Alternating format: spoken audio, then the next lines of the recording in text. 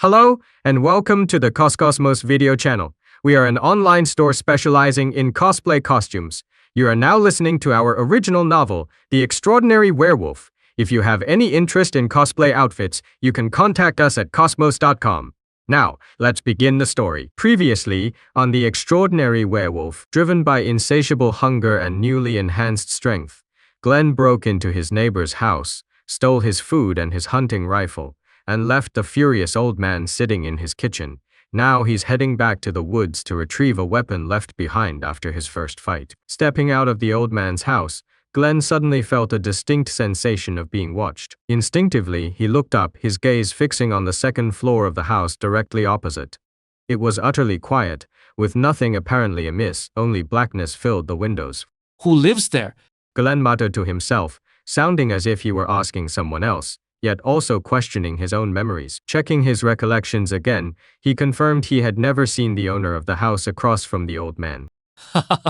A hoarse, low chuckle came from behind him, immediately diverting Glenn's attention. He looked at the old man sitting inside the house, half hidden in the darkness. That fellow across the street is a wealthy man.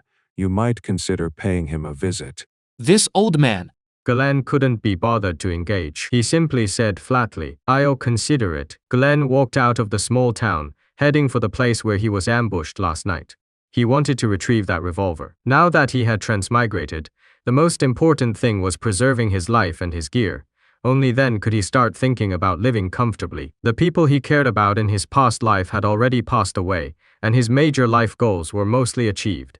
His life before the transmigration was complete, so he didn't feel much resistance to being here. During the day, the town was still gloomy, but it presented no immediate danger, otherwise the original owner would have been dead long ago. He saw no other townspeople moving about, just Glenn alone. Birdsong was also rare. When Glenn finally returned to the spot where he woke up yesterday, the sight before him instantly put him on high alert. The revolver was easily visible. He spotted it right away. But the corpses had been reduced to scattered chunks of shredded flesh and hair, attached to pieces of scalp. Were there wild beasts here? Glenn felt a chill run down his spine. He took a few steps, picked up the revolver, and was about to leave quickly when he suddenly caught a scent that made him instinctively uneasy. Unable to pinpoint the source of the smell, Glenn stood still, his eyes scanning left and right, his fingers tightening on the hunting rifle he had taken from the old man. He had checked it. The rifle held 3 shots, enough to deal with common wild animals. The scent was growing stronger. Something terrifying was approaching. This place really is something. Glenn remained outwardly calm, but his internal vigilance was pushed to the extreme. A faint sound reached his ears, like some creature stepping on dry leaves. The sound was subtle, moving from far away to near. If Glenn's hearing hadn't become inexplicably sharp, he wouldn't have heard it. Each soft footstep seemed to match the rhythm of Glenn's pounding heart, causing fine sweat to break out on his forehead. He still couldn't determine the direction of the sound, and he saw nothing in his field of vision. This feeling of being forced to passively wait for danger to arrive infuriated him. Rustle. The sound suddenly stopped. Silence descended again, which was definitely not a good sign. Suddenly, Glenn felt his hair stand on end, and a chill spread across his back. Damn it! It is behind me! Cursing silently, his body flashed sideways in a rapid roll, but the expected attack never came. Confused, Glenn half-crouched and looked back. The danger was indeed behind him. It was a black beast about the size of a horse, similar to a wolf, with a single eye on its forehead. Its head was disproportionately large, and its mouth was split all the way back to its neck, revealing rows of sharp exposed fangs. The overall appearance was horrifying. The monster was silently watching Glenn, its single eye betraying a measure of wariness. Glenn quietly aimed the rifle at the creature. He wasn't sure if the gun could kill it, and since he had no information about this monster in his memories, he wouldn't fire unless it showed aggression. Clear saliva dripped from its mouth like a string of pearls. The monster constantly licked its nose, seemingly eager for something. The man and the beast stared at each other for a few seconds. Finally, the monster slowly began to move, approaching Glenn. Its sharp teeth were fully exposed, and a low growl rumbled in its throat. Glenn knew that, with such a massive beast closing in, he had no chance of winning a standoff. He fired decisively. Bang! Blood instantly spattered across the monster's forehead, making it let out a cry of pain. But Glenn clearly saw that the bullet hadn't penetrated. Metallic gleam shone within the bloody flesh above the creature's single eye. He didn't pause, rapidly reloading. The second shot was ready to fire. However, the beast would not give Glenn the opportunity. As Glenn watched with wide eyes, the monster dodged with an utterly irrational burst of speed, narrowly avoiding the bullet. Hell. Glenn quickly took aim for the third shot, but the stench of beast and blood was already overwhelming. Vicious white fangs filled his vision. Get lost. Glenn threw his body backward and violently twisted his core, delivering a powerful roundhouse kick that struck the beast squarely on the jaw.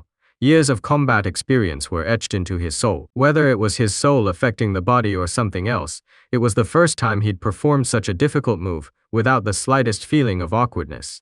At the moment of impact, Glenn felt as if he had kicked a block of iron. The shock sent a tingling numbness up his foot.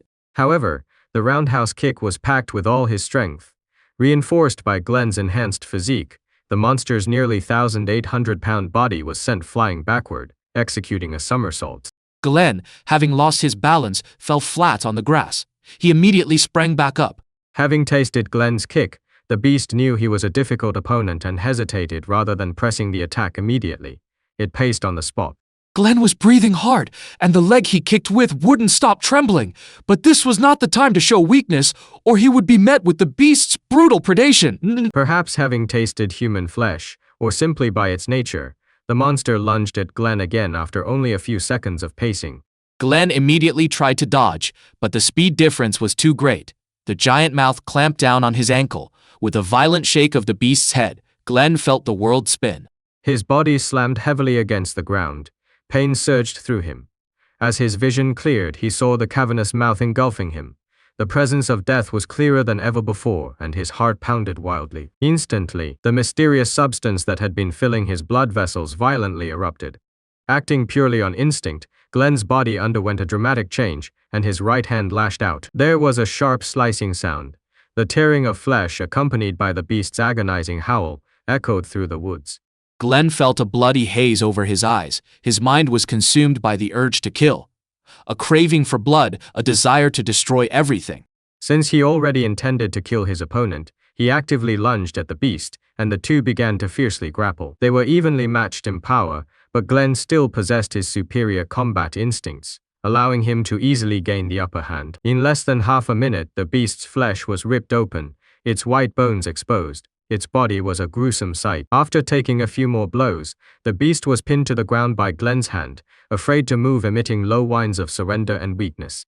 Glenn was about to finish it off, but a thread of clarity returned to his frantic eyes, quickly followed by full rational thought. He froze for a moment, sensing the raging, volatile brutality churning within him, and wore a look of utter confusion. He looked down at the hand pinning the beast. It was covered in hair as black as steel needles, and sharp claws glistened menacingly. Coupled with the wolf-like muzzle below his field of vision, everything became clear. He had become a werewolf.